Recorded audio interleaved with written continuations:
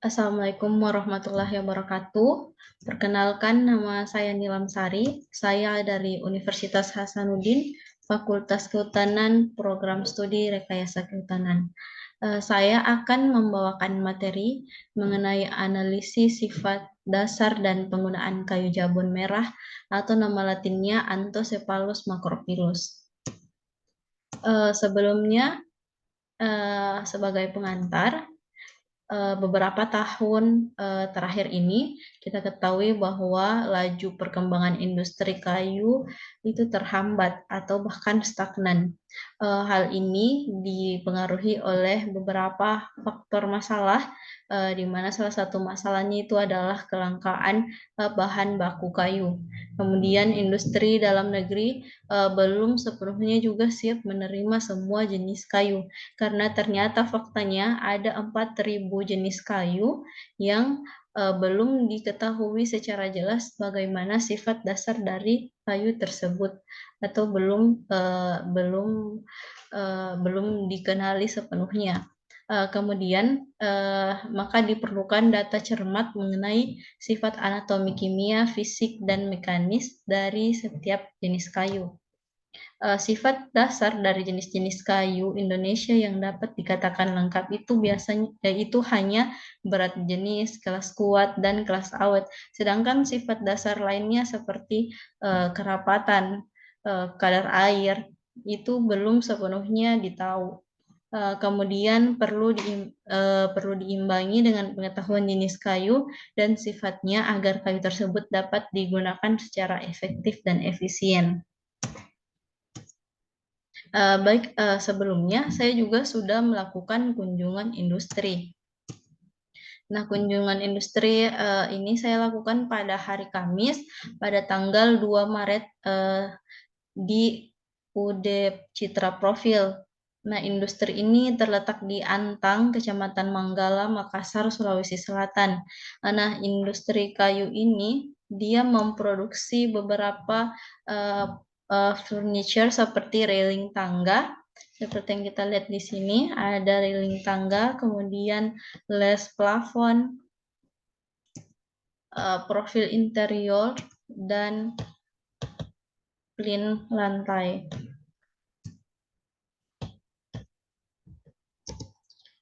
Kemudian bahan baku apa sih yang digunakan pada industri ini? Sebenarnya ada 3 jenis kayu yang digunakan dalam industri ini, di mana jenis kayu tersebut yaitu kayu nyatoh, meranti, dan jabon. Pada pertemuan ini saya akan membahas kayu jabonnya. Nah, kayu jabon yang digunakan pada industri ini itu kayu jabon merah. Kayu jabon merah atau Anthocephalus macrophyllus ini merupakan jenis pohon cepat tumbuh. Penyebarannya itu akan lebih cepat apabila didukung oleh kondisi lingkungan yang bersifat lembab, hangat. Kayu ini biasanya dimanfaatkan sebagai bahan pembuatan furniture seperti yang saya jelaskan tadi pada industri sebelumnya. Kemudian dia juga bisa digunakan sebagai bahan baku industri kertas. Nah, bagaimana sih analisis?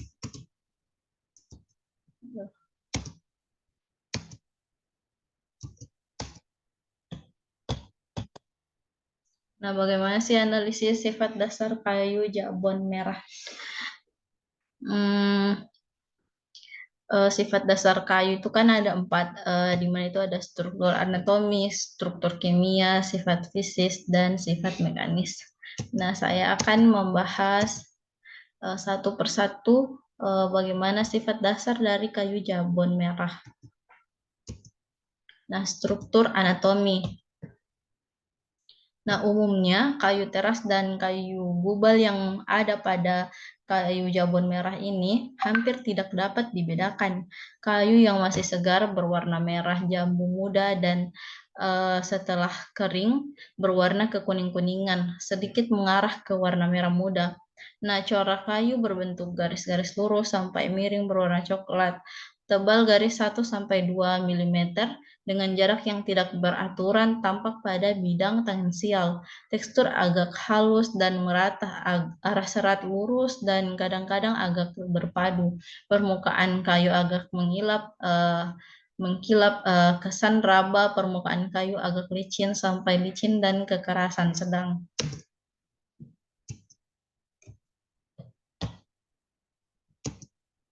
Nah, di sini dapat dilihat struktur anatomi dari kayu jabon merah, baik dari struktur makro maupun struktur mikronya. Nah, yang ditampilkan ini merupakan penampang tangensial. Nah, pada gambar A ini, dia itu merupakan struktur makro kayu jabon merah pada penampang tangensial tanpa pembesaran.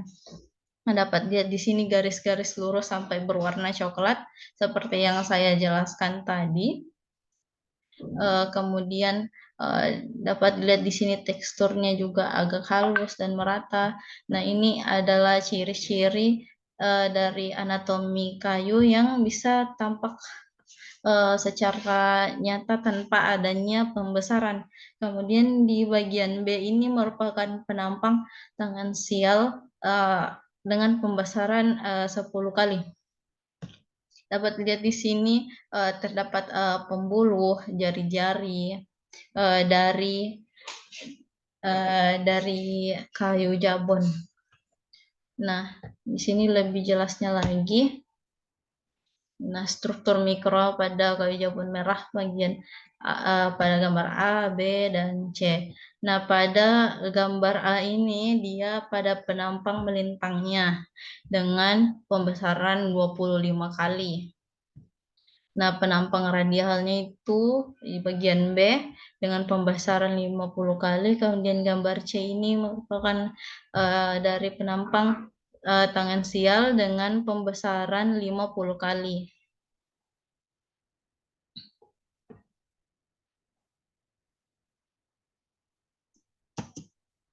Nah, kemudian bagaimana sebenarnya kualitas serat dari kayu jabon merah? Nah, berdasarkan hasil penelitian dalam suatu jurnal, didapatkan bahwa ternyata kualitas serat kayu jabon adalah berada pada kualitas 2. Ini menandakan bahwa kayu jabon cukup baik untuk digunakan sebagai bahan pembuatan pulp kertas. Nah, kayu jabon ini kan memiliki serat dengan panjang 2108 sampai dengan 263 mikron. Kemudian serat kayu yang panjangnya lebih besar dari 1600 mikron tergolong serat sangat panjang. Sehingga jabon merah tergolong kayu yang memiliki serat panjang.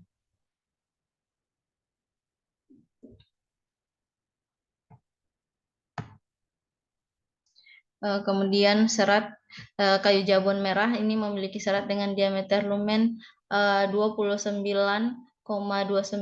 sampai dengan plus minus 4,12 mikron dan tebal dinding 4,65 plus minus 0,88 mikron. Nah, serat dengan diameter lumen 3 kali lipat atau lebih dari tebal 2 dinding serat tergolong serat dengan tebal dinding sangat tipis. Nah, oleh karena diameter lumen serat kayu jabon lebih 3 kali lipat dari tebal 2 dinding serat, maka jabon merah tergolong kayu yang memiliki serat dengan tebal dinding sangat tipis.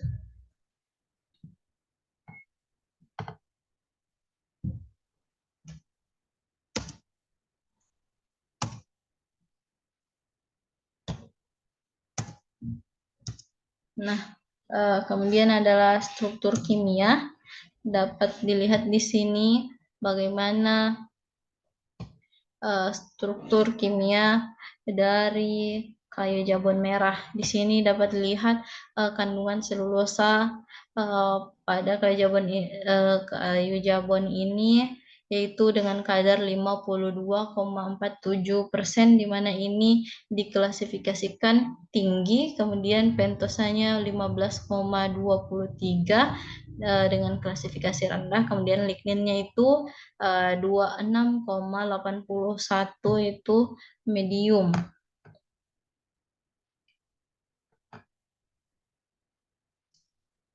Nah, selulosa ini penting untuk dalam pembuatan bahan dasar rayon, pulp, kertas, dan derivat. Selulosa juga merupakan zat yang mendukung kekuatan kayu, sehingga keberadaannya sangat menentukan kayu untuk pertukangan.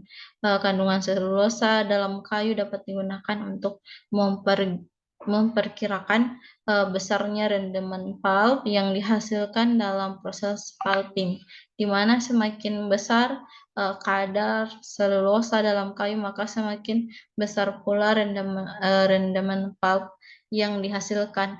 Maka kayu jabon ini sangat baik untuk pembuatan pulp karena selulosanya tinggi. Kemudian untuk kadar pentosannya yang rendah ini sangat diharapkan dalam pembuatan pulp untuk rayon dan turunan selulosa, karena kandungan pentosan yang tinggi dapat menyebabkan kerapuhan benang rayon yang dihasilkan apabila dihubungkan dengan klasifikasi komponen kimia kayu daun lebar.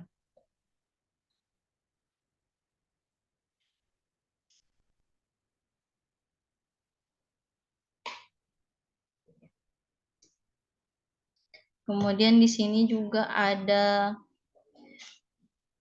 kelarutan dalam NaOH1 untuk kayu jabon merah itu 12,83%. Nah, di mana kelarutan dalam NaOH ini memberikan gambaran adanya kerusakan kayu yang diakibatkan oleh serangan jamur pelapu kayu atau terdegradasi oleh cahaya panas dan oksidasi. Nah, semakin tinggi kelarutan dalam NaOH, tingkat kerusakan kayu juga ini meningkat dan dapat menurunkan rendemen pulp.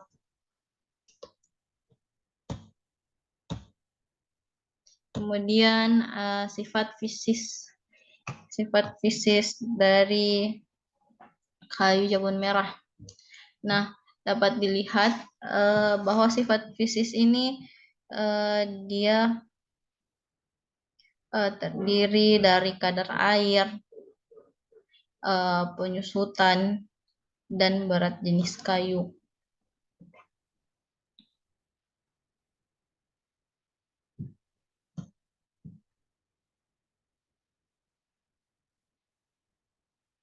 Dapat dilihat di sini berdasarkan penelitian yang telah dilakukan pada suatu jurnal, kadar air basah atau green moisture content itu rata-rata kadar airnya adalah 92,26 dengan standar deviasi plus minus 3,06. Kemudian kadar air garing udara 14,26 dengan standar deviasi itu plus minus 0,35. Kemudian di sini juga ada berat jenisnya, pengukuran berat jenis dari yang kayu basah dengan kayu kering udara. Rata-rata pada berat jenis nominal basah itu dia 0,42, sedangkan yang kering udara itu 0,48. Dapat dilihat juga di sini density-nya atau kerapatannya itu 0,45.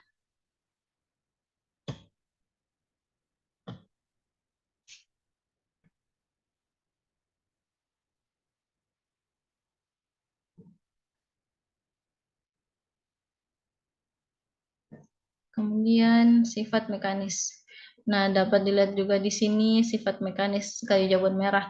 Nah, sifat mekanis kayu jabon merah ini kita ketahui sifat mekanis itu kan meliputi keteguhan lenturnya, modulus elastisnya, keteguhan tekannya, keteguhan gesernya.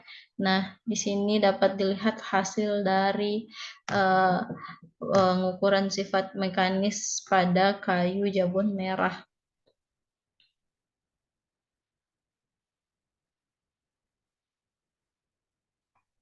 Di mana kita tahu juga bahwa sifat mekanis kayu ini sering disebut juga dengan kekuatan kayu, yaitu sifat-sifat kayu yang dihubungkan dengan kemampuan kayu dalam menahan suatu beban atau muatan yang diberikan kepada kayu tersebut.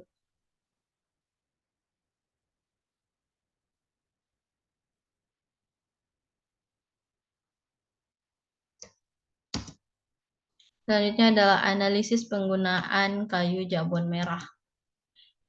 Em, Sebelumnya, seperti kita ketahui dari kunjungan industri yang saya lakukan juga, penggunaan kayu jabon merah sendiri digunakan untuk eh, produk-produk furniture seperti tadi railing tangga, eh, pelin lantai dan lain sebagainya. Kemudian hasil kajian juga membuktikan bahwa masing-masing masing-masing produk yang akan dibuat menuntut persyaratan yang berbeda. Ini berarti tidak semua jenis kayu cocok digunakan untuk satu jenis produk dan tidak semua jenis produk itu berkualitas tinggi dan dapat dibuat hanya dari satu jenis kayu saja. Yang harus diperhatikan adalah kesesuaian antara sifat kayu ini dengan jenis produk apa yang akan dibuat atau dengan proses pengolahan yang akan diaplikasikan. Kemudian berdasarkan berat jenisnya kayu jabon merah itu 0,48. Nah, dia ini tergolong kelas 3, kelas kuat 3, di mana uh, maka karena dia tergolong kualitas 3, maka dia berpotensi juga untuk digunakan sebagai bahan baku bangunan, sebagai komponen struktural dengan beban ringan seperti kasur, reng, dan rangka dinding atau plafon, dan sebagai komponen non struktural seperti papan pelapis dinding atau siding, partisi, plafon, ceiling, dan is. Kemudian kayu jabon merah ini juga sangat cocok untuk bahan baku industri kerajinan. Kayu untuk bahan baku produksi finir pada umumnya juga kan dia menggunakan kayu dengan kerapatan 0,40 sampai 0,70 gram sentimeter kubik. Yang terbaik kayu yang memiliki kerapatan 0,50 sampai 0,55. Nah, jabon merah ini memiliki kerapatan 0,45 sehingga dia baik untuk digunakan sebagai bahan baku produksi finir. Kemudian dia kan dan sifat kekerasannya ini tergolong sedang sehingga akan mudah dikupas dalam kondisi dingin tanpa mendapatkan perlakuan pemanasan melalui proses perebusan atau penguapan. Kayu jabon merah bertekstur agak halus dan merata. Arah serat lurus, permukaan kayu agak mengkilap dan kesan raba agak licin. Sehingga ini cocok untuk vinir tengah maupun vinir muka pada produk kayu lapis, vinir untuk membuat kotak dan batang korek api serta tusuk gigi juga. Nah, selanjutnya adalah kesimpulan kayu jabon merah atau Anthocephalus macrophyllus rox.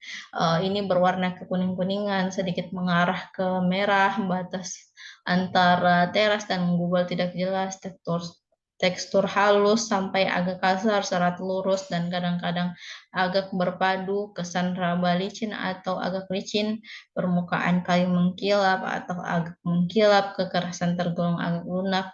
Nah, lingkaran tumbuhnya juga tidak jelas, pembuluh baur berganda radial 4 atau lebih, banyak pembuluhnya juga 1056 mikron dan diameternya 209,64 mikron, frekuensinya 5 sampai 20 per milimeter kuadrat.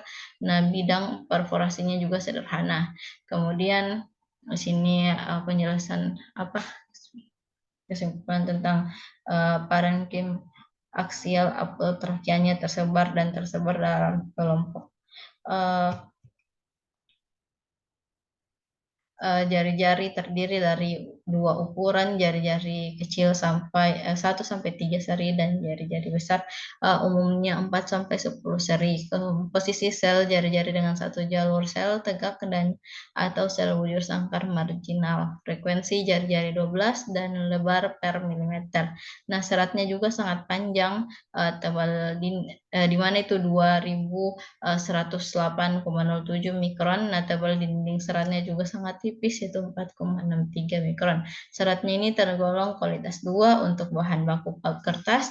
Kadar selulosanya itu 52,47%, pentosannya rendah 15,23%, ligninnya juga sedang 26,81%, dan ekstraktifnya itu tinggi yaitu 6,21%.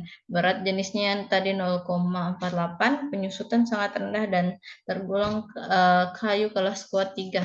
Nah, adapun potensi kegunaan antara lain untuk bahan bangunan ringan di bawah atap, mebel murah, kerajinan, alat ukur dan gambar, pensil kotak dan batang korek api, tusuk gigi, sendok dan gagang es krim, molding, kayu komposit, pulp dan kertas palet, peti pembungkus, dan cetakan beton. Mungkin itu saja yang bisa saya sampaikan. Lebih dan kurangnya mohon dimaafkan. Akhir kata saya ucapkan wabillahi taufiq wal hidayah. Assalamualaikum warahmatullahi wabarakatuh.